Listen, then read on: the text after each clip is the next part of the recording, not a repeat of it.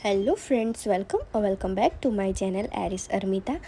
આજે હું તમારી સાથે શેર કરીશ ગોળ ચૂરમાના લાડુની રેસિપી. કોઈ જાતની ઝંઝટ વગર એકદમ ઇઝી રીતે આજે હું તમારી સાથે શેર કરીશ આ ગોળના લાડુની રેસિપી સ્ટાર્ટ કરતાં પહેલાં જો તમે મારી ચેનલ પર નવા હોય તો મારી ચેનલને લાઇક, શેર એન્ડ સબસ્ક્રાઈબ કરો અને હા, બેલ આઇકન દબાવવાનું ના ભૂલતા, જેનાથી મારા નવા વિડીયોની નોટિફિકેશન તમને તરત મળી જાય. અને હા, આ રેસિપી ટ્રાય કરીને તમે મને કમેન્ટ કરજો કે કેવી બની છે. તો ચાલો રેસિપી સ્ટાર્ટ કરીએ. મેં અહીંયા કાજુ, બદામ, ઇલાયચી અને મરી લીધા છે. જો તમારે વધારે ડ્રાયફ્રૂટ્સ લેવા હોય તો તમે લઈ શકો છો. હવે મેં બધાને સારી રીતે સુધારી લીધા છે. 250થી 300 ગ્રામ જેટલો ગોળ લીધો છે અને તેને સારી રીતે કટ કરી લીધો છે નાના નાના પીસીસમાં. તમે ક્રશ બી કરી શકો છો. આપણે અહીંયા 500 ગ્રામ જેટલો ઘઉંનો કરકરો લોટ લેવાનો છે. જો કરકરો લોટ તમારી પાસે અવેલેબલ ના હોય તો તમે ઘઉંનો ઝીણો લોટ અને રવો સરખા પ્રમાણમાં લઈને આ બનાવી શકો છો. હવે આપણે આ લોટમાં 2 ટેબલસ્પૂન જેટલો તેલ નાખવાનું છે.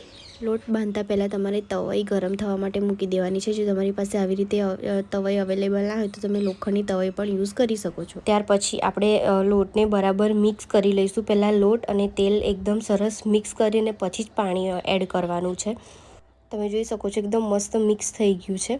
હવે એમાં પાણી એડ કરીશું. થોડું પાણી એડ કરીને આપણે લોટને બાંધવાનો છે. એકદમ એકસાથે પાણી એડ નથી કરવાનું, નહીં તો એકદમ ઢીલો લોટ થઈ જશે અને બરાબર નહીં બને. થોડું પાણી એડ કરીને આપણે મિક્સ કરવાનું છે. આ લોટનો આપણે રોટલો બનાવવાનો છે, એટલે આપણે જે રીતે બાજરીનો કે મકાઈનો રોટલો બનાવીએ એ રીતે જ લોટ બાંધવાનો છે. બહુ જ કઠણ નહીં બાંધવાનો કે બહુ ઢીલો નથી બાંધવાનો, જેથી રોટલો સરળતાથી બની શકે. આપણો લોટ સરસ રીતે બંધાઈ ગયો છે. હવે એનો ગુલ્લો કરી લઈએ સરસ.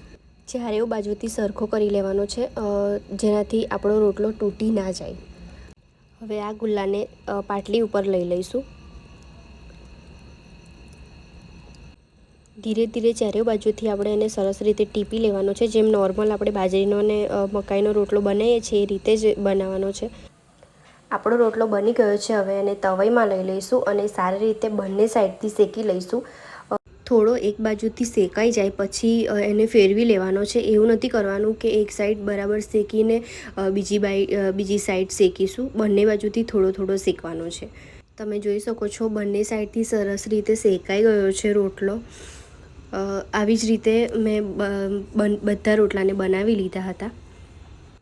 આ રોટલાને હવે આપણે મિક્સિંગ જારમાં લઈ લઈશું. રોટલાને તોડીને નાના ટુકડા કરીને પછી મિક્સિંગ જારમાં લઈ લેવાનું છે, જેનાથી આપણો રોટલો આસાનીથી ક્રશ થઈ જાય. તમે જોઈ શકો છો આપણું ચૂરમું એકદમ સરસ રીતે રેડી થઈ ગયું છે. જેવું આપણે લાડુ બનાવવા માટે જે રીતે આપણે ચૂરમું જોઈએ એ રીતે જ રેડી થઈ ગયું છે. આ રીતે મેં બધા જ રોટલાને ક્રશ કરી લીધા છે અને મસ્ત ચૂરમું બનાવી દીધું છે. હવે આપણે એક કઢાઈ લેવાની છે, એને ગરમ થવા માટે મૂકી દેવાની છે. એ કઢાઈ ગરમ થાય ત્યાં સુધી આપણે આ ચૂરમામાં આપણા જે ડ્રાયફ્રૂટ્સ આપણે કટ કર્યા હતા એ બધા એડ કરી દઈશું અને સારી રીતે મિક્સ કરી લઈશું. આપણે બધા ડ્રાયફ્રૂટ્સ અત્યારે જ એડ કરવાના છે. જો તમે પછી એડ કરશો તો સારી રીતે બધા ચૂરમામાં મિક્સ નહીં થાય. આપણે બધા ડ્રાયફ્રૂટ્સ અત્યારે જ એડ કરી લઈશું. આપણા બધા ડ્રાયફ્રૂટ્સ ચૂરમામાં મસ્ત મિક્સ થઈ ગયા છે. હવે આપણે જે કઢાઈ લીધી હતી, જાડા તળિયાવાળી કઢાઈ લેવાની છે.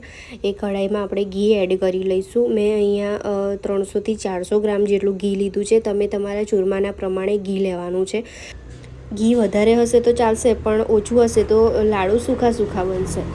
હવે ઘી ગરમ થઈ ગયું છે. હવે એમાં આપણે ગોળ એડ કરવાનો છે. જે આપણે 250થી 300 ગ્રામ જેટલો ગોળ લીધો હતો એ એડ કરવાનો છે.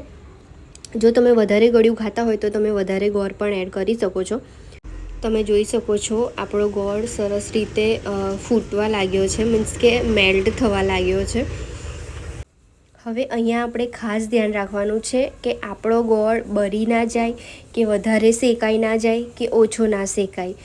અને આ ગોળ અને ઘીનો એક સારો પાયો બનાવવાનો છે, જેનાથી આપણો લાડુ એકદમ સરસ બને.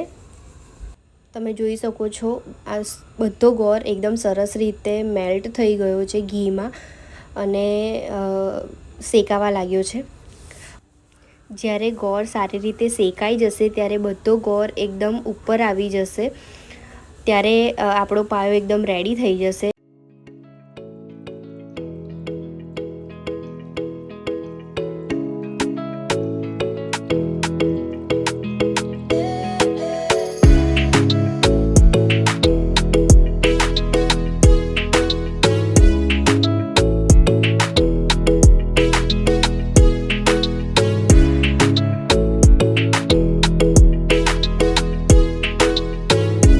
તમે જોઈ શકો છો કે ગોળ એક બધું ઉપર આવી ગયો છે, એનો મતલબ કે આપણો ગોળ શેકાઈ ગયો છે.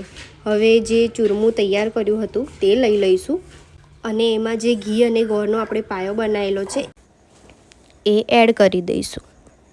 હવે બરાબર સારી રીતે મિક્સ કરવાનું છે અને સહેજ બી રેસ્ટ નથી આપવાનો, ફટાફટ મિક્સ કરવાનું છે. જો થોડું બી રેસ્ટ આપીશું એને તો આપણું જે ઘી અને ગોળ છે એ એકદમ હાર્ડ થઈ જશે અને લાડુ નહીં બને.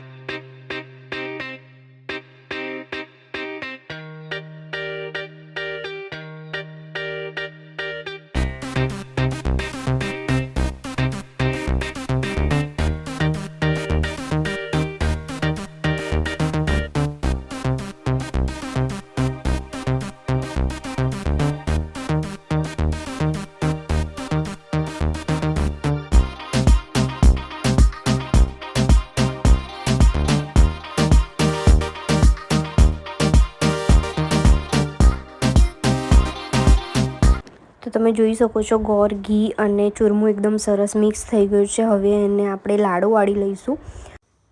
લાડુ વાળવા માટે મેં અહીંયા એક ડિઝાઇનવાળા ચમચાનો યુઝ કર્યો છે. જો તમારી પાસે આ ચમચો અવેલેબલ ના હોય તો તમે હાથથી પણ વાળી શકો છો અને આ ચમચો આસાનીથી તમને બહાર બજારમાં મળી જશે. તમે જોઈ શકો છો એકદમ સરસ, મોંમાં મૂકતા જ ઓગળી જાય એવા લાડુ બહુ જ સરસ બન્યા છે. જો તમે આ રીતે બનાવશો તો એ લાડુ એકદમ પોચા બનશે અને જો સારા બને તો મને કોમેન્ટ સેક્શનમાં કોમેન્ટ કરો કે કેવા બન્યા છે. તો રેડી છે આપણા ગોળ ચૂરમાના લાડુ. આ લાડુ તમે 10 દિવસ કે 15 દિવસ સુધી સ્ટોર કરી શકો છો. તો રેડી છે આપણા લાડુ. આ લાડુ તમે પ્રસાદમાં કે નોર્મલ ડેઝમાં બી બનાવી શકો છો. તો આ રેસીપી શ્યોર ટ્રાય કરજો અને સારી બને તો મને કમેન્ટ કરજો. Thank you.